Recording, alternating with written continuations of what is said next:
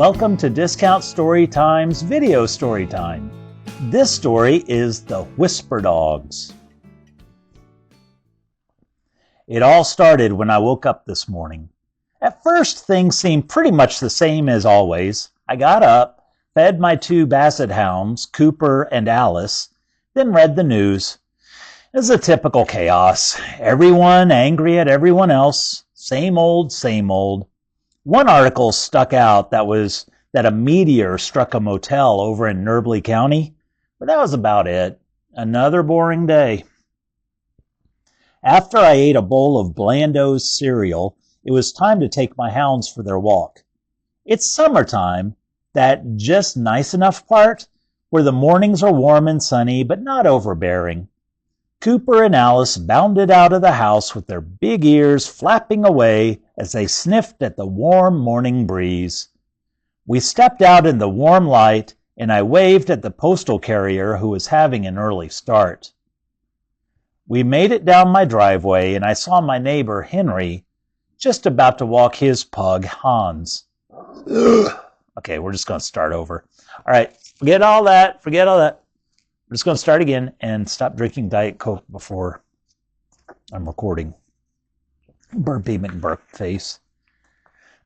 Welcome to Discount Storytime Welcome to Discount Storytime Video Storytime. This story is The Whisper Dogs. It all started when I woke up this morning. At first, things seemed pretty much the same as always. I got up, fed my two basset hounds, Cooper and Alice, and read the news. The typical chaos. Everyone angry at everyone else. Same old, same old. One article that stuck out was that a meteor struck a motel over in Nerbley County. That was about it. Another boring day. After I ate a bowl of Blando's cereal, it was time to take my hounds for their walk.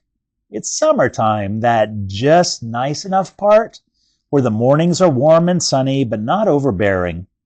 Cooper and Alice bounded out of the house with their big ears flapping away as they sniffed at the warm morning breeze. We stepped out into the warm light, and I waved at the postal carrier who was having an early start. We made it down my driveway, and I saw my neighbor, Henry. He was just about to walk his pug, Hans. "Good morning," he said. "Morning, Henry. Morning, Hans." As usual, Hans' curly little tail wagged, and he ran up to my dogs, and they started sniffing each other. Henry and I talked about the weather and the sports, typical small talk and what such. Then something happened I wasn't expecting. Cooper and Alice at first seemed to sniff Hans' little wrinkly pug face, but then it looked more like a whisper into Hans' pug ears. Afterwards, Hans just stared at me. Was he judging me? Was he angry? Henry joked, "Looks like they're telling secrets, huh? How cute." Yeah, how cute. My hounds looked back at me stoically. What the hell? Okay, maybe you should know something. A while back, Henry had to go out of town for a couple of weeks for a morning work assignment and asked me to house sit. He boarded Hans, so all I had to do was look after the house. So I maybe turned his house into an unofficial Airbnb and charged people to stay over there. I mean, so what? It's not like anyone stole anything, I think. I checked. Nothing seemed damaged by when Henry got back, so no harm, no foul, right? But the way Hans looked at me, well, that gave me goosebumps. But he's a dog, right? I mean, I love dogs, but they're dogs, right? Cooper and Alice and I finished our morning walk. Back at home, I poured some coffee and was firing up my work laptop when my phone rang. I picked it up, and an angry dog barked on the other line. Then my best friend, Todd, picked up the phone. Hey, Doug, sorry about that. Must have accidentally pocket dialed you or something. Then Toby went nuts and started barking on the phone. Like Toby was pissed off about something. Down, boy, down. Like you're not my best friend in the whole trusted world. Anyway, I gotta go. Jenny and I are going to go do another ultrasound. I am so excited to be a dad. Hey, Jenny, you want to talk to Doug? No, thank you, Jenny said in the background.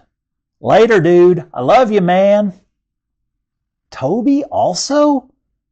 Why was his dog barking at me? I've never... Oh no, this is not good. Okay, maybe you should know something. Todd had been working late a lot lately because he and Jenny are saving up to buy a house. And one evening he was working late and Jenny and I were just hanging out and having some drinks. And well, yeah. Again, Cooper and Alice looked over at me. Their droopy basset eyes showed disapproval. I shot back, yeah, like you two are so perfect. I've seen you humping the throw pillows. What is going on? I spent the rest of the morning with my head in my work, trying to forget the weird stuff going on. Plus, I had a report that needed a wet signature from my boss, Charlene. Normally we email and scan and back and forth, but she had the day off and said she was going to be in my part of town anyway, and she could just swing by real quick and sign off on the report. Around 2, she texted me to let me know she would be over soon, and I got the paperwork ready. A little while later, the doorbell rang, and I told Charlene to come in. She came in along with her dog, Sammy, a black and tan German Shepherd. Charlene said hi to Cooper and Alice first, because of course, and then me. Thanks for getting this report together. Were you able to find those missing funds? Nope. It's a mystery. I'll keep looking. Okay, maybe you should know something. For some reason, the numbers haven't been adding up and the company couldn't figure out where the money was going missing. And I'm making sure they never see where the money went. Charlene asked, Say, is that a new car in your driveway? Yep. Oh yeah, sure is. Charlene said, Nice. Looks luxurious. Oh, yeah. Got a great deal on it. A real steal. As Charlene looked over the report, Cooper and Alice put their muzzles up to the German Shepherd's pointed ears. Get away! Bad dogs! I yelped and pulled them away.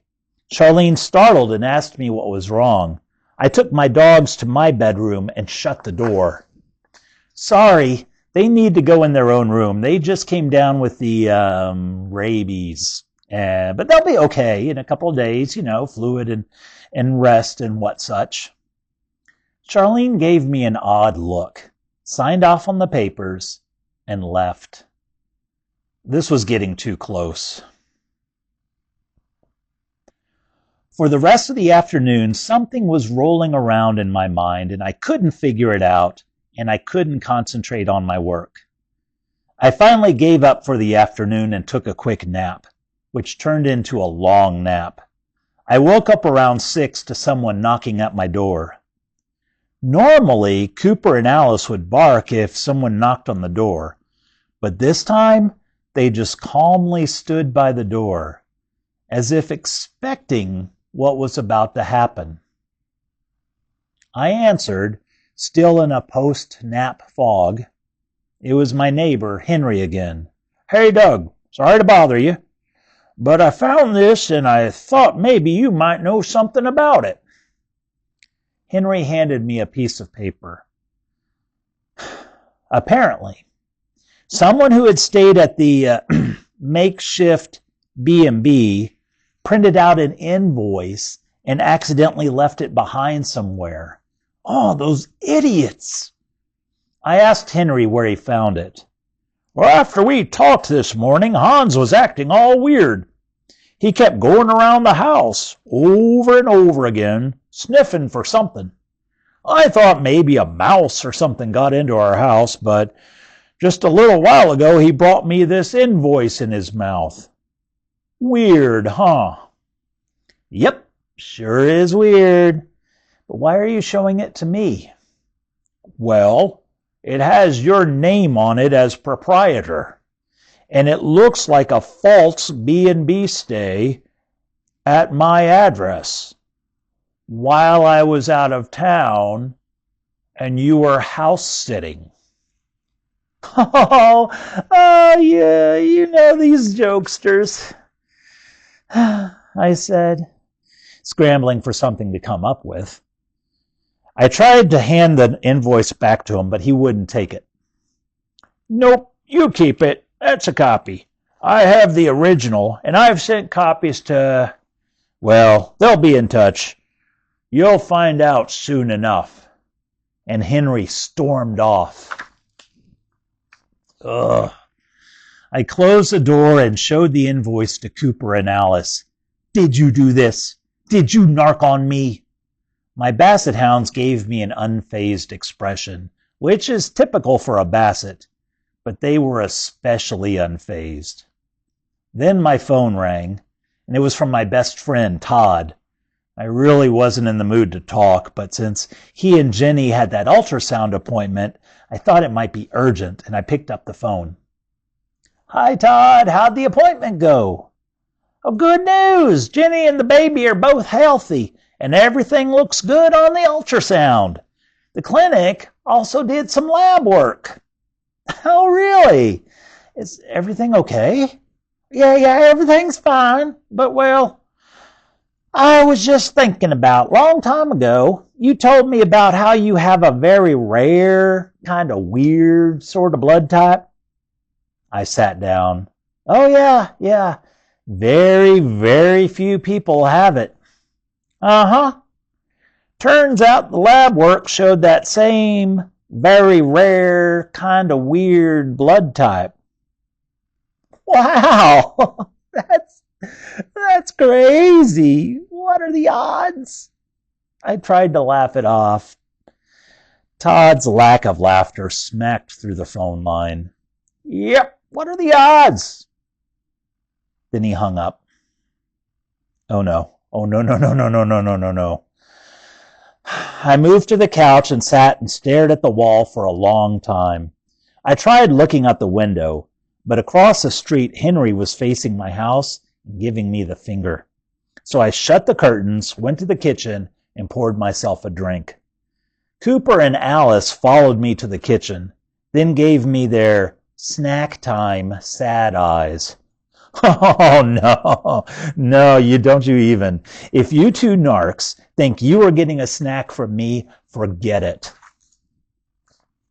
If I didn't know better, I swear they both rolled their eyes before lumbering their pudgy, wrinkled legs back into the living room. I went back and flopped down on the couch. Maybe I just needed to sit with all this for a while. Maybe a little TV to take things off my mind. So I turned on the TV for the evening news. This is Evening News 6 in the evening, and I'm Brad Wafflestone. We start off with an announcement from the Civil Fraud Investigation Bureau. Their months-long investigation into a local company is coming to a close, and charges will be filed soon. Uh-oh. What makes this extra interesting is the agent that found the evidence wasn't a person, but a dog. Are you kidding me? Chopper the police dog had begun barking at a box of evidence, and agents decided to give the documents a second look. They found the previously overlooked evidence of click. Oh, come on! I turned off the TV, looked over at my dogs, and was about to yell at them when they both began glowing a bright white light. When the glow wore off, they were sitting inside a little silver rocket ship and wore little silver spacesuits. Their fishbowl-like helmets had special cutouts for their floppy ears. They looked at me through this little window with a little window box garden with flowers. Cooper spoke first through his little helmet. "Dog of Earth, I am Commander Zarg. The meteor strike in Nerbley County reopened the portal vortex anomaly that allows basset hounds to travel back and forth to our home planet of Bassetopia. But before returning, we are duty-bound to set wrongs right. And although we love you with our little doggy hearts and appreciate how well you've cared for us, face it, you've been a bad human, bad boy." Alice spoke next. "I have chosen to keep my Earth name of Alice, Dr. Alice of Bassett Exploration Medicine. Dog of Earth, this isn't punishment so much as an opportunity for you to learn and do better. Learn from this, Dog of Earth. Learn from this and be a good boy while we're gone." The little window box garden receded into the rocket, and the rocket window closed. The little rocket ship fired straight up. A large black hole with spinning milk bones shaped dust clouds opened on the ceiling, and the ship passed straight through. Then the portal closed, leaving silence. Well, silence and two steaming piles of parting gifts from Cooper and Alice. Oh, man. The end. Well, I hope you liked this story, and if you did, please tell a friend. If you hated it, please tell an enemy. I'm going to keep making these videos. If you like the video format, please contact me. There's contact information in the notes. And until next time, be sure to play nice with others, be super duper kind to yourself, and as always, remember to laugh. Have a good week. Bye.